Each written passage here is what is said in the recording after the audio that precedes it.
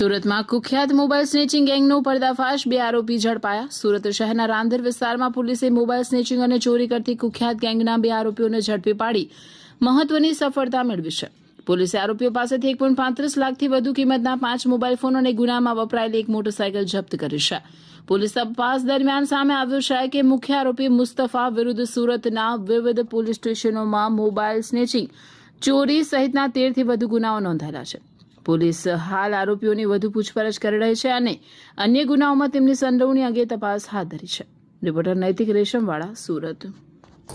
સુરત શહેરમાં mobile snatching અને mobile ચોરીના ગુનાઓ અટકાવવા માટે respected CP sir, sector 2 sir અને ડીસીપી સરના સીધા માર્ગદર્શન હેઠળ રાંદેર પોલીસ સ્ટેશનની ટીમ દ્વારા ચોક્કસ બાતમીના આધારે અત્યારે જે અનડિટેક્ટ જે છે 2 પોલીસ સ્ટેશન અશ્વિની કુમાર અને ઉત્તરાયણ એના 2 આરોપીને પકડવામાં આવેલા છે।